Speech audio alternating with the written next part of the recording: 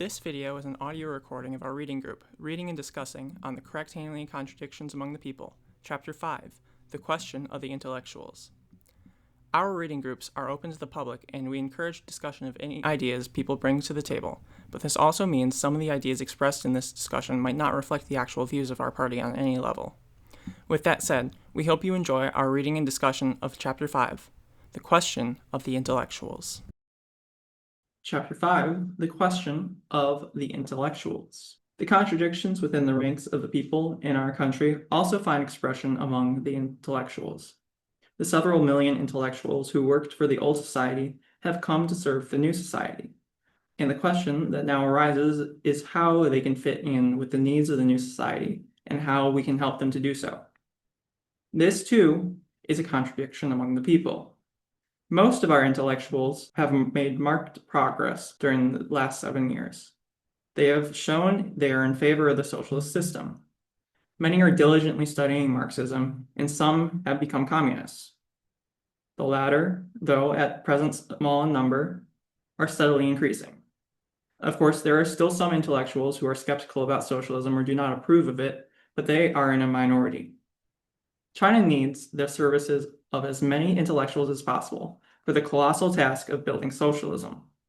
We should trust those who are really willing to serve the cause of socialism and should radically improve our relations with them and help them solve the problems requiring solution so that they can give full play to their talents. Many of our comrades are not good at uniting with intellectuals. They are stiff in their attitude towards them, lack respect for their work, and interfere in certain scientific and cultural matters where interference is unwarranted. We must do away with all such shortcomings. Although large numbers of intellectuals have made progress, they should not be complacent. They must continue to remold themselves, gradually shed their bourgeois world outlook, and acquire the proletarian communist world outlook so that they can fully fit in with the needs of the new society and unite with the workers and peasants. The change in world outlook is fundamental, and up to now, most of our intellectuals cannot be said to have accomplished it. We hope that they will continue to make progress, and in the course of work and study, they will gradually acquire the communist world outlook, grasp Marxism-Leninism, and become integrated with the workers and peasants. We hope they will not stop halfway, or, what is worse, slide back, for there will be no future for them in going backwards. Since our country's social system has changed and the economic base of bourgeois ideology has in the main been destroyed, not only is it imperative for large numbers of our intellectuals to change their world outlook, but it is also possible for them to do so. But a thorough change in world outlook takes a very long time, and we should spare no pains in helping them and must not be impatient. Actually, there are bound to be some who ideologically will always be reluctant to accept Marxism-Leninism and communism. We should not be too exacting in what we demand of them. As long as they comply with the requirements laid down by the state and engage in legitimate pursuits, we should let them have opportunities for suitable work. Among students and intellectuals, there has recently been a falling off in ideological and political work, and some unhealthy tendencies have appeared. Some people seem to think that there is no longer any need to concern themselves with politics or with the future of the motherland and the ideals of mankind. It seems as if Marxism, once all the rage, is currently not so much in fashion. To counter these tendencies, we must strengthen our ideological and political work. Both students and intellectuals should study hard. In addition to the study of their specialized subjects, they must make progress ideologically and politically, which means they should study Marxism, current events, and politics. Not to have a correct political orientation is like not having a soul. The ideological remolding in the past was necessary and has yielded positive results. But it was carried on in a somewhat rough and ready fashion, and the feelings of some people were hurt. This was not good. We must avoid such future shortcomings. All departments and organizations should shoulder their responsibilities for ideological and political work. This applies to the Communist Party, the Youth League, the government departments in charge of this work, and especially to heads of educational institutions and teachers. Our educational policy must enable everyone who receives an education to develop morally, intellectually, and physically, and become a worker with both socialist consciousness and culture. We must spread the idea of building our country through diligence and thrift. We must help all our young people to understand that ours is still a very poor country, that we cannot change this situation radically in such short time, and that only through decades of united effort by our younger generations and all our people, working with their own hands, can China be made prosperous and strong. The establishment of our socialist system has opened the road to the ideal society of the future, but to translate this ideal into reality needs hard work. Some of our young people think that everything ought to be perfect once a socialist society is established, and that they should be able to enjoy a happy life ready-made without working for it. This is unrealistic. Why do the vast majority of intellectuals work for the old society, as Mao says, at least until they can remold themselves during socialist construction? It's all they know. Yeah. Yeah. I mean, they're also subservient to the bourgeoisie, Mm-hmm. so, they can't make too much of a fuss. Exactly. What I put down here is generally those considered intellectuals are those who make their living through intellectual pursuits such as academia, literature, journalism, science, etc. They produce information, not commodities. To make a living, there must be some person or organization willing to pay for the information they produce. And in a capitalist society, the bourgeoisie had far, far more wealth available to spend on producing information than the working classes. The vast majority of intellectuals, therefore, must make their information palatable to the bourgeoisie. In almost every case, this is not even conscious. At most, someone may focus on research or writing, etc., that they can earn more money from. But to even step foot on the playing field as an intellectual, one must already express information at least palatable to the bourgeoisie, or they will not be hired and large mainstream publishing houses won't accept them. The old patron-client relationship. Yeah. So, given that, if intellectuals work for the old society, what's the benefit of keeping them around? Why shouldn't we just force them to do manual labor? I mean, they do important work. Mm-hmm. We need people to do these things, even if they're not producing like physical items to use. Yes. Yeah, socialism needs to be just as, if not more, intellectual than capitalism. So Mm-hmm. we can't just do away with them. Exactly. They're also Yeah. very specialized, so they probably spent years and years and years in their field. Yes. And so just to have them do manual labor is such a waste of, really everyone's time and resources. Mm-hmm. If anything, I feel like long-term socialism is going to be much more beneficial for the intellectual level of society because, Oh, absolutely. there's not going to be this like drive to make whatever the intellectual pursuit is conform to some sort of ROI, by a certain quarter. Like, okay, fine, we'll invest this money, but you better make it worth it, Mm-hmm. in the next 9 months. Otherwise, we're pulling the plug. Yeah. Like that's why the Soviets conquered the cosmos, and the United States only competed with them because they wanted to look better by comparison. But as soon as that ended, American interest in space pretty much went away because there's no definite ROI on that. And to the extent there is any, now it's all just about asteroid mining and trying to get to Mars. So, Yeah. the bourgeoisie can escape this hellhole that they're creating for the rest of us. Yeah. You all pretty much covered everything that I said and more. What I just said was in the first place, there are many whose work benefited the bourgeoisie and can also and do already benefit the proletariat in the same way, such as scientists, medical professionals, and teachers. Scientists and medical professionals are well removed from politics and would in fact benefit from no longer having to ensure their work is profitable enough. While the curricula teachers teach may need to be updated, teachers themselves are often the worst off of those that fall under the category of intellectual and are already thoroughly proletarianized. Journalists are in lockstep with the bourgeoisie, mostly, just by virtue of their profession. Yeah. At the same time, though, there are definitely proletarian journalists that do good work, like for our own party's newspaper, but For sure. it's a small minority of journalists. Journalism just lends itself to Yeah. working for higher powers. Right.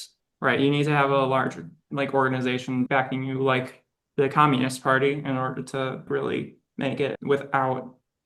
Also, it's just more inherently political. Yeah. So Why shouldn't we just force intellectuals to do manual labor.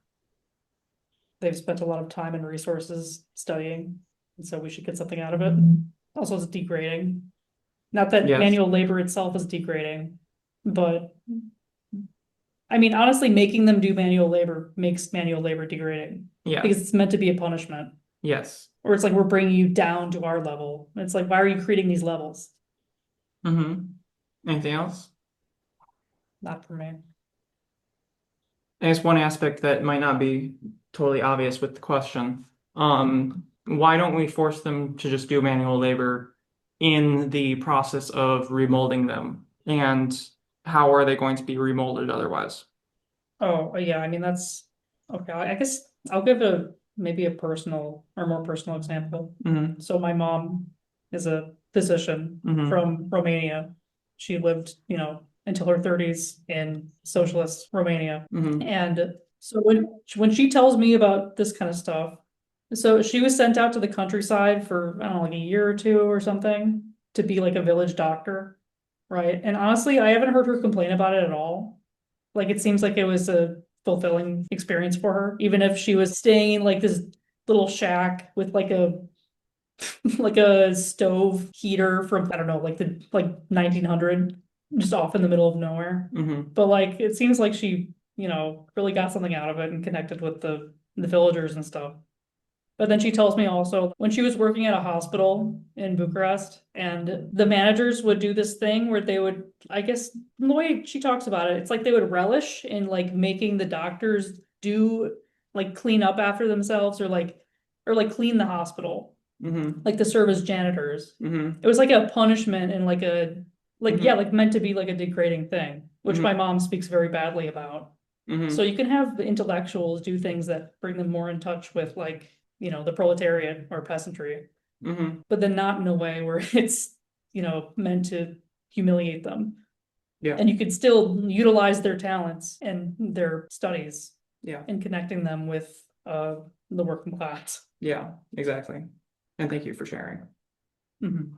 Anything else anyone wants to add before I reveal what I put down? I was gonna say, just writing off of and inspired by what Lily just shared. I think when it's, just people on a basic psychological level don't like to feel like they're being humiliated and punished. So I think ways in which we can help these intellectuals see how their talents can benefit, a socialist society and the masses, and encouraging that as opposed to, again, the punishment. I think that's really an important kind of psychological aspect to it. Mm-hmm.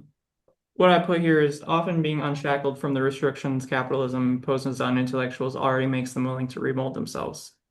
For those that are not, we should encourage academic debate so that the method of unity, criticism, unity can remold them in a way that doesn't interfere with their work and impact the quality of research, development, academics, or journalism. Forcing manual labor upon the intellectuals only creates resentment. While the divide between intellectual and manual labor should be resolved, this can only be accomplished if we use a light hand and positive reinforcement rather than punishment. Anything else? Just when we have socialism, I would like to continue that sort of like having doctors go out to the rural areas. Yes, I think it's a great sort of program. that is good, and that's a practice that also happened in China as well before the reform I'm bringing up. All right. Why might some comrades be wary of intellectuals? How can we correct this to ensure smooth integration of the intellectuals into the process of building socialism? I don't think you'll find this in the book. Yeah, I was wondering I just wanted to see if Mao even talks about that directly. Honestly, sort of divisions like, like manual laborers perhaps feeling jealous isn't the right word, but like feeling sort of inferior or Mm-hmm. being made to feel inferior to intellectuals, or intellectuals feeling that like intellectual labor is like it makes them like a higher tier. Yeah. It puts them above, the more stereotypical proletariat or peasant. Mm-hmm. I think there's definitely historically been a premium placed on intellectual labor in bourgeois society. And also, I mean, intellectuals do tend to have a better quality of life. They tend to have better material conditions than, Yeah. manual laborers. Yeah, they're not as heavily exploited, they're not made to pull double shifts when someone doesn't show up, all that kind of stuff. Yeah. Mhm. I said that some comrades may think intellectuals look down on blue-collar workers or think that they are above manual work themselves. There may also be a distrust from how ties of the bourgeoisie intellectuals have been made to be under capitalism. How can we correct this to ensure a smooth integration of the intellectuals into the process of building socialism? I don't know, discourage shit talking each other. Hmm. I mean, you could just, like all those old like Soviet and like Chinese propaganda posters where it's like the beautiful, like strong proletarian, like raising the hammer and it's Oh, like, yeah. like they're like very valiant and handsome. Yeah. Just that kind of artwork. It's a little, Or like the DPRK artwork that has like the proletarian, peasant, and intellectual like they're all all kissing yeah, and hugging. yeah, Yeah. and like raising a hammer, raising a sickle, and raising a calligraphy brush. Hmm. Obviously, we adapted to Yeah, our time and place. yeah. Maybe we can have people holding up a pen or something, or mechanical pencil or something. I mean, also just education of the education of the working class, Yeah. so they feel like it's not inaccessible to them. Right. It's not like they're too stupid or something. Mm-hmm. It's just a different job. Mm-hmm.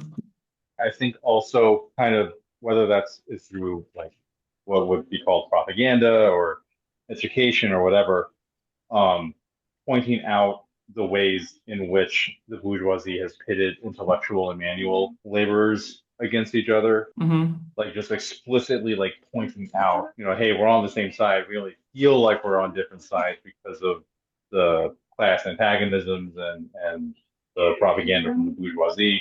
But here's the ways in which we're actually all on the same ship, and we should all be rowing the same. Mm-hmm.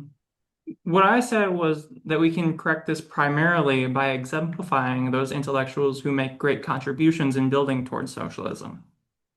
In addition, we can begin to break down barriers between mental and manual labor by asking those who primarily do mental labor to help with housekeeping tasks. However, we should be careful not to force them to do so.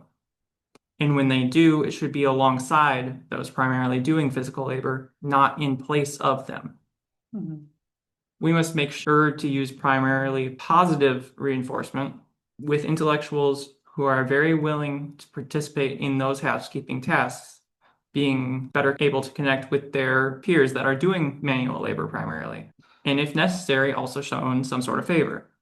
The only punishment for not doing so should be entirely social, not institutional, with intellectuals who refuse to do housekeeping tasks, just not being able to connect with those around them as easily. Anything to add? Yeah, I mean, just the sort of social isolation should definitely be not like a mandated thing. But yeah, I mean, Yeah. should be more of like a don't be lazy kind of thing. Yeah. Yeah, it should more so just be like, Or like, come on, pick up the slack. Like, you gotta help us out. yeah, like just a natural, just like Yeah. if there's work to do and there's someone that just refuses to do it, like people will naturally just be like, what's up? What's wrong with them? Yeah, just like basic cleaning up. Yeah. As I said, it shouldn't be like an institutional thing. It shouldn't be like something that we enforce or anything. Yeah. Any final thoughts on this section? I'll read this section to my mom. You can also maybe play the video for her. Hi, Dr. Censor. I'll try. I mean, I'm going to censor your name Yeah. because we don't want that on the internet.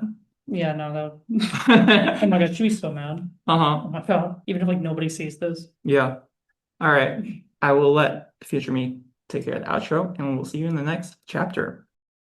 Thank you for watching this recording of our reading group, and thank you to everyone that attended. I had some fun with the editing for this one, and I hope you enjoyed and got something out of this. If you enjoyed this video and you want to attend a reading group live, feel free to reach out to us via email at milwaukee@cpusa.org, DM us on any of our social media, or just come say hi to us at an event that we're at. Our reading groups are hybrid meetings with both in-person and virtual options, and we'd love to see more of the community attend in whatever form they can. Solidarity, everyone, and see you next time in Chapter 6, The Question of the Minority Nationalities.